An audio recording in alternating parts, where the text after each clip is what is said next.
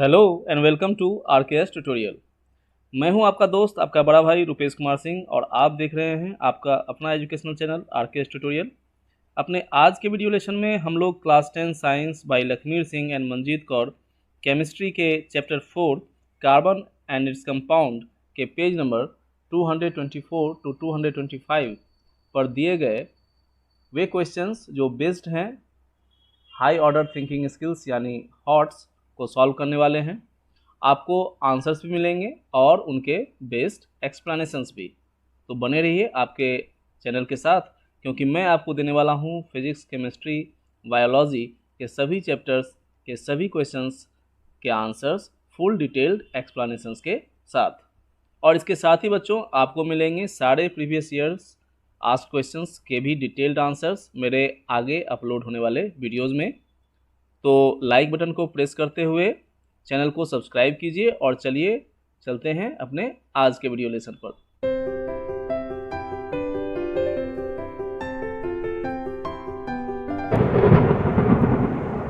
बच्चों, questions based on high order thinking skills यानी hots में हमारा आज का पहला क्वेश्चन है question number 60।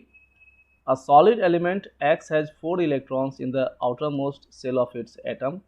An allotrope Y of this element is used as a dry lubricant in masonry and also in making pencil leads.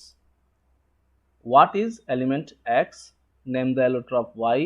State whether allotrope Y is a good conductor or non-conductor of electricity. Name one use of allotrope Y. And अब ये जो है use बताना है हमको other than lubrication and pencil leads के, है ना। Name 2 other allotropes of element x. तो बच्चों यहाँ जो डिटेल आपको दिया गया है, ये एलिमेंट जो है वो सॉलिड है और इसके 4 इलेक्ट्रॉन्स हैं आउटर मोस्ट सेल में। उसके बाद इसका एक एलोट्रॉप वाई है जिसको कि हम लोग ड्राई लुब्रिकेंट में यूज़ करते हैं और मशीनरी में इसको ड्राई लुब्रिकेंट के रूप में यूज़ किया जाता है, और इसके साथ इसका पेंसिल लेड्स बनाने में यूज होता है। तो ऑब्वियस है बच्चों, है ना, बहुत आसान सा कॉन्सेप्ट है। आपको यहाँ पे देख के ही समझ में आ रहा होगा कि यहाँ एलिमेंट कार्बन की बात हो रही है। तो एलिमेंट एक्स जो है ए का आंसर है carbon. Name the allotrope Y. तो ये जो एलोट्रॉप है वाई जो कि ड्राई लुब्रिकेंट के रूप में यूज होता है, हम लोग जानते हैं ग्रेफाइट है, तो एलोट्रॉप वाई जो है वो ग्रेफाइट है। उसके बाद C, state whether allotrope Y is a good conductor और नॉन कंडक्टर ऑफ इलेक्ट्रिसिटी। तो हम लोग जानते हैं कि ग्रेफाइट जो है वो गुड कंडक्टर होता है, क्योंकि इसका जो कंस्ट्रक्शन है बच्चों, है ना, इसमें प्रत्येक एटम में एक इलेक्ट्रॉन जो है वो अनयूज्ड होता है, कोवलेंट बॉन्ड फॉर्मेशन में भाग नहीं लेता। सिर्फ प्रत्येक कार्बन एटम जो है वो 3 अन्य कार्बन एटम के साथ जुड़ा हुआ होता है। तो एक जो इसका इलेक्ट्रॉन है वो फ्री होता है and that is responsible for conducting electricity. तो Y is a good conductor of electricity. Name one use of allotrope Y other than lubrication and pencil leads. तो ग्रेफाइट का एक और यूज बताना है लिब्रिकेशन और पेंसिल लेड्स को छोड़कर। तो हम लोग जानते हैं कि Y कंडक्टिंग है ना, ग्रेफाइट जो है वो इलेक्ट्रिसिटी कंडक्ट करता है, इसलिए इसे इलेक्ट्रोड्स के रूप में यूज़ किया जाता है, या कार्बन इलेक्ट्रोड्स के रूप में, ग्रेफाइट इलेक्ट्रोड्स या कार्बन इलेक्ट्रोड्स के रूप में ड्राई सेल्स में, है ना। ये हम सभी जानते हैं। ड्राई सेल्स को आप ओपन करोगे तो आपको बीच में ब्लैक रॉड जैसा जो मिलता है वो एक्चुअली ग्रेफाइट का ही रॉड होता है ना, इलेक्ट्रोड होता है। तो यहाँ पे वाई को ग्रेफाइट इलेक्ट्रोड या कार्बन इलेक्ट्रोड के रूप में यूज़ किया जाता है ड्राई सेल्स में। लास्ट क्वेश्चन था इसमें कि name 2 other allotropes of element x. तो कार्बन के 2 अदर एलोट्रॉप्स बताने थे, तो हम लोग जानते हैं कि कार्बन के 2 अदर एलोट्रॉप्स जो हैं ग्रेफाइट के अलावा डायमंड और बकमिंस्टर फ्लोरीन है। Very easy. Let's move on next question. Question number 61। 2 organic compounds A and B have the same molecular formula C6H12. Write the names and structural formulae. बच्चों, 2 organic compounds हैं, मतलब ये carbon के compounds हैं, है ना, और इसका दोनों का मॉलिक्यूलर फार्मूला है C6H12।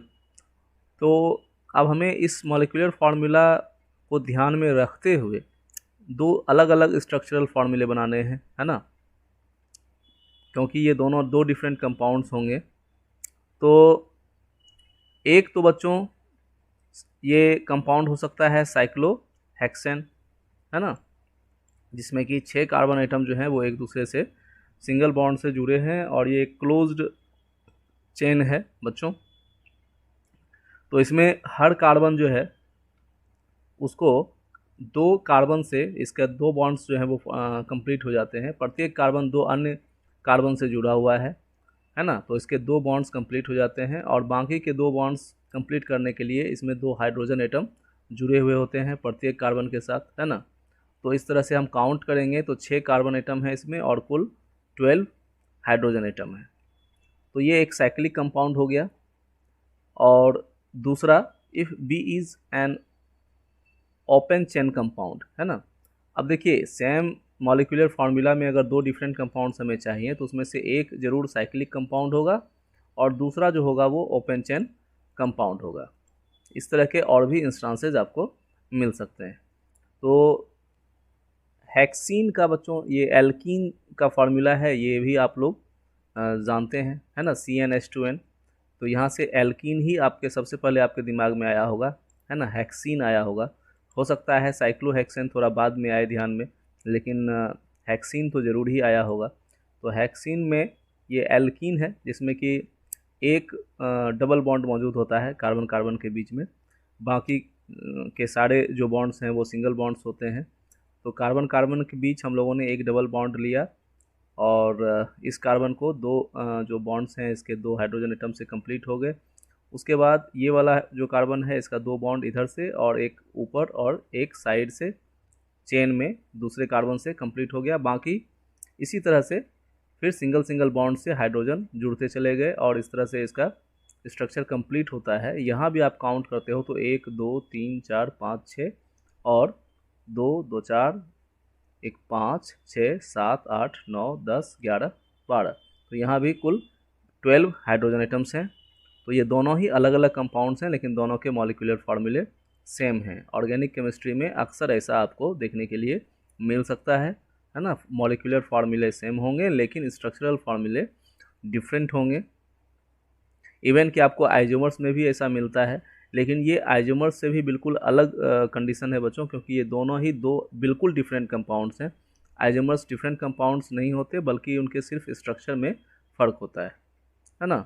उनमें बॉन्डिंग में कोई डिफरेंस नहीं आता, है ना। ऐसा नहीं कि एक आइसोमर में डबल बॉन्ड है और दूसरे में सिंगल बॉन्ड हो जाए, ऐसा नहीं होता। लेकिन यहाँ आप देख रहे हैं कि बॉन्डिंग में फ़र्क है, यहाँ कोई डबल बॉन्ड मौजूद नहीं है, यहाँ पे एक डबल बॉन्ड मौजूद है। अगला क्वेश्चन इसमें C, which compound contains single bonds as well as a double bond. इसमें दोनों में से हमको ये बताना था कि ऐसा कंपाउंड कौन है जिसमें डबल और सिंगल दोनों है। तो हम देख रहे हैं हेक्सीन में डबल बॉन्ड्स भी हैं और सिंगल बॉन्ड्स भी हैं। तो ये जो कंपाउंड है वो उसका आंसर है बच्चों हेक्सीन हो गया। उसके बाद डी, विच compound contains only single bonds. तो साइक्लोहेक्सेन जो हम लोगों ने देखा था ये इसमें सिर्फ सिंगल बॉन्ड्स थे, तो साइक्लोहेक्सेन इसका आंसर हो गया। Next question, question number 62, the solid element A exhibits the property of catenation. It is also present in the form of a gas B in the air which is utilized by plants in photosynthesis. An allotrope C of this element is used in glass cutters. What is element A? What is the gas B? Name the allotrope C. State another use of allotrope C other than in glass cutters. Name another allotrope of element A which exists as a spherical molecule. Name yet another allotrope of element A which conducts electricity. बच्चों यहाँ question को पढ़ने के साथ ही आपको समझ में आ जाता है कि ये कार्बन एलिमेंट की चर्चा हो रही है यहाँ पे, है ना। कैटेनेशन जो है वो कार्बन और सिलिकॉन शो करते हैं यहाँ पे। जहाँ तक ये जैसे ही इसके आगे हम लोग पढ़ते हैं कि ये गैस के फॉर्म में पाया जाता है जिसको फोटोसिंथेसिस में यूज़ किया जाता है, तो फिर सिलिकॉन हमारे दिमाग से निकल जाता है और बचता है सिर्फ कार्बन। ये गैस जो है बच्चों वो कार्बन डाइऑक्साइड है और इसका वो इलेक्ट्रोप सी जो कि ग्लास कटर्स में यूज़ किया जाता है वो डायमंड है। तो एलिमेंट ए जो है वो कार्बन है, गैस बी जो है वो कार्बन डाइऑक्साइड है, और एलोट्रॉप सी जो है वो डायमंड है। और डायमंड का दूसरा यूज़ ग्लास कटर्स को छोड़कर हम लोग देखें तो ये मेकिंग ज्वेलरी के लिए होगा। और उसके बाद another allotrope of element which exists as a spherical molecule, तो स्फेरिकल मॉलिक्यूल जो थर्ड इसका हम लोगों ने पढ़ा है एलोट्रॉप डायमंड और ग्रेफाइट के बाद बकमिंस्टर फुलेरीन है बच्चों। इसमें एक मॉलिक्यूल में 60 कार्बन एटम्स होते हैं। उसके बाद name yet another allotrope of element which conducts electricity, तो बकमिंस्टर फुलेरीन और डायमंड तो कंडक्टर्स नहीं होते, लेकिन ग्रेफाइट हमें पता है कंडक्टर्स हैं, क्योंकि इसमें फ्री इलेक्ट्रॉन्स अवेलेबल होते हैं ग्रेफाइट के स्ट्रक्चर में। Okay, move on next question. Question number 63. An element E exists in three allotropic forms A, B, and C. In allotrop A, the atoms of element E are joined to form spherical molecules. In allotrop B, each atom of element E is surrounded by three other E atoms to seat like structures, है ना। In allotrop B, each atom of element E is surrounded by three other E atoms to form a seat-like structure. In allotrop C, each atom of element E is surrounded by four other E atoms to form a rigid structure. Name the element E. What is allotrop A? What is allotrop B? What is allotrop C? Which allotrop is used in making jewelry? Which allotrop is used in making anode of a dry cell? बिल्कुल previous questions की तरह बच्चों, तीन allotrope में पाया जाता है form में एलिमेंट ई, है ना। तो हम लोग कार्बन के बारे में भी जानते हैं ये बात। उसके बाद इसका एक एलोट्रॉप जो है वो स्फेरिकल मॉलिक्यूल बनाता है, तो यहाँ देख के बिल्कुल कंफर्म हो जाता है कि ई जो है वो कार्बन ही है, क्योंकि इसी का एक एलोट्रॉप जो है वो स्फेरिकल होता है, जिसे हम लोग बकमिंस्टर फुलेरीन के रूप में जानते हैं, है ना। तो पहला जो क्वेश्चन बच्चों आपसे पूछा जा रहा था, नेम द एलिमेंट ई, तो वो क्या है, कार्बन है। व्हाट इज एलोट्रॉप ए, तो वो एलोट्रॉप जो है वो बकमिंस्टर फुलेरीन है। व्हाट इज एलोट्रॉप बी, है ना। एलोट्रॉप बी जो था वो इसमें बताया जा रहा है कि each atom of element E is surrounded by three other E atoms to form a sheet like structure, तो ये ग्रेफाइट में होता है बच्चों। तो एलोट्रॉप बी जो है वो ग्रेफाइट था। उसके बाद सी की चर्चा हो रही थी, each atom of element E is surrounded by four other E atoms to form a rigid structure, तो ये हम लोग डायमंड के बारे में जानते हैं, है ना। और उसके बाद क्वेश्चन नंबर एफ में which allotrope is use in making anode of a dry cell, तो ये हम लोग जानते हैं कि ग्रेफाइट जो है वो यूज होता है बच्चों, ठीक है। विच एलोट्रॉप इज यूज इन, है ना। तो ग्रेफाइट किस लेटर से दिखाया जा रहा है, यहाँ पे ग्रेफाइट दिखाया जा रहा है आपको एलोट्रॉप बी, है ना। Each atom of element is surrounded by three other E atoms to form a sheet like structure, तो ग्रेफाइट जो था बच्चों, यहाँ पे हम लोगों ने यहाँ भी लिखा है एलोट्रॉप बी जो है वो ग्रेफाइट है। ये इसका आंसर जो है वो बी है, यानी ग्रेफाइट। अगला question, question number 64। You are given the following molecular formulae of some hydrocarbons C5H8, C7H14, C6H6, C5H10, C7H12, C6H12. Which formula represents cyclohexane as well as hexene? तो हमें पता है, अभी जस्ट प्रीवियस क्वेश्चन में हम लोगों ने इसे सॉल्व किया है। C6H12 जो है बच्चों वो हेक्सीन भी होता है और साइक्लोहेक्सीन भी होता है। तो ये साइक्लो यहाँ पे आपको यहाँ मिल रहा है ये C6H12, यहाँ पे साइक्लोहेक्सेन और हेक्सीन, तो इसका पहला का आंसर हो जाएगा C6H12। विच फार्मूला रिप्रेजेंट्स बेंजीन, बेंजीन का फार्मूला आप लोग जानते हैं बच्चों C6H6। उसके बाद विच थ्री फार्मूले represent open chain unsaturated hydrocarbons having double bond, है ना। अनसैचुरेटेड है ना, तो अनसैचुरेटेड में हमें एल्कीन और एल्काइंस को देखना है। तो यहाँ पे C7H14 एल्कीन है, 510 है ना, C5H10 एल्कीन है, और ये भी C6H12 जो है वो एल्कीन है। तो यहाँ पे डबल बॉन्ड्स हैं, है ना। क्वेश्चन में आपसे पूछा जा रहा है डबल बॉन्ड्स, तो हम सिर्फ एल्कीन के बारे में लिखेंगे, unsaturated having double bond between carbon carbon atoms, तो यहाँ पे ये एल्कीन हो जाएगा। विच टू फार्मूले represent unsaturated hydrocarbon having triple bonds, तो ट्रिपल बॉन्ड्स वाले जो हैं वो ये दोनों हो जाएंगे। ये एल्काइन का फार्मूला लिए हुए हैं, है ना, C5H8, ये प्रोपाइन है, सॉरी पेंटाइन है, और ये हेप्टाइन है ना, CnH2n-2। C5H8 कैसे मिलेगा, n की जगह 5 रखिए, 5 और 2n हो जाएगा 10 और उसमें से 2 माइनस कीजिएगा तो 8 मिलता है। तो ये एल्काइन का है, पेंटाइन और ये हेप्टाइन, ये दोनों ट्रिपल बॉन्ड इसमें मौजूद होगा दो कार्बन एटम्स के बीच में। विच थ्री फार्मूले कैन रिप्रेजेंट साइक्लिक हाइड्रोकार्बन, तो साइक्लिक हाइड्रोकार्बन का फार्मूला बच्चों वो CnH2n होता है, तो C7H14 है ना, तो ये होगा साइक्लो हेप्टेन, ये होगा साइक्लोपेंटेन और ये होगा साइक्लोहेक्सेन। अगर ये क्लोज्ड स्ट्रक्चर में हम लोग देखेंगे, ये तीन डिफरेंट कंपाउंड्स को भी डिनोट कर सकते हैं। ये जो है वो हेप्टीन है, ये पेंटीन है और ये हेक्सीन को डिनोट कर सकता है। तो इन फार्मूला हम लोग पहले भी देख चुके हैं कि इन फार्मूले से जो है दो तरह के कंपाउंड्स डिनोट होते हैं, साइक्लिक है ना और नॉन साइक्लिक है ना, एल्कीन, एल्कीन और साइक्लिक हाइड्रोकार्बन। ठीक है, तो CnH2n जो फार्मूला है वो एल्कीन का भी फार्मूला है और सैचुरेटेड साइक्लिक हाइड्रोकार्बन्स का भी फार्मूला है बच्चों। Question number 65, which of the following compounds can have a triple bond C2H4 यानी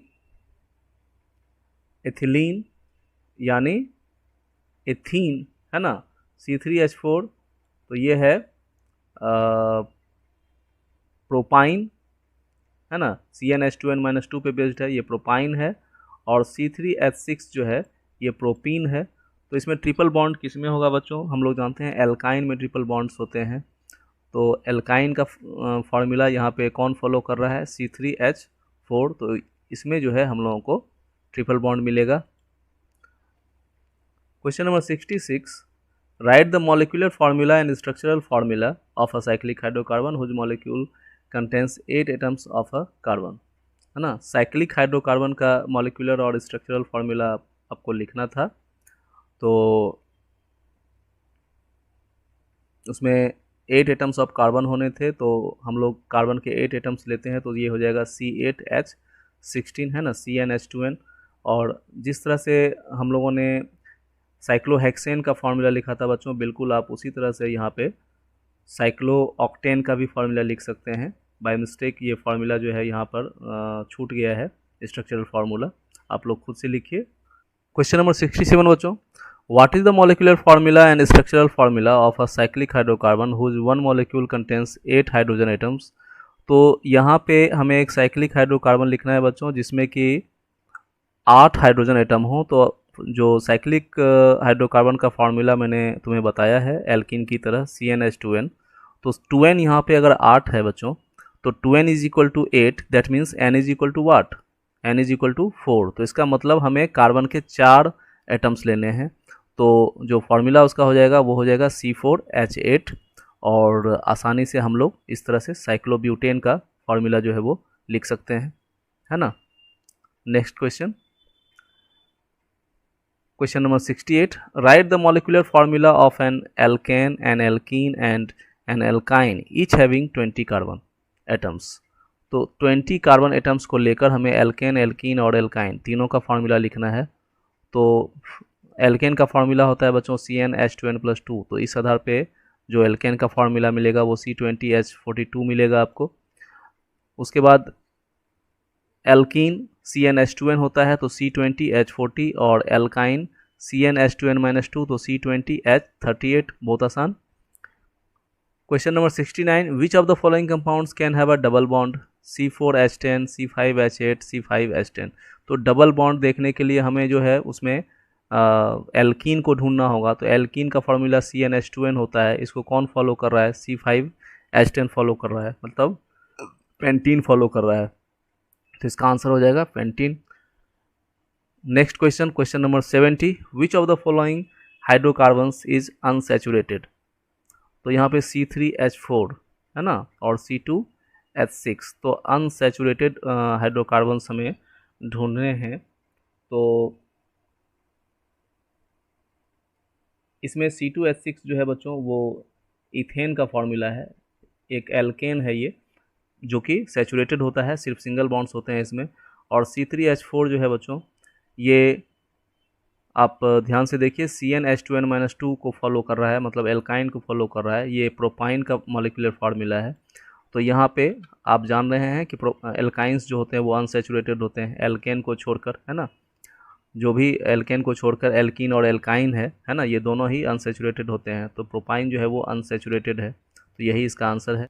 तो बच्चों, इस तरह से हम लोगों ने अपने आज के वीडियो लेसन में आपके केमिस्ट्री की बुक से पेज नंबर 224 225 पर दिए गए questions based on high order thinking skills में जो भी क्वेश्चंस थे, है ना, उनको हम लोगों ने आज सॉल्व कर लिया। तो बच्चों, आज के वीडियो लेसन के लिए इतना ही। मिलते हैं अपने नेक्स्ट वीडियो लेसन में मोर सॉल्यूशंस के साथ। तब तक के लिए दीजिए अपने बड़े भाई को इजाज़त। हंसते रहिए, मुस्कुराते रहिए, खूब मेहनत कीजिए और अपने पेरेंट्स का नाम रोशन कीजिए। Love you all, bye.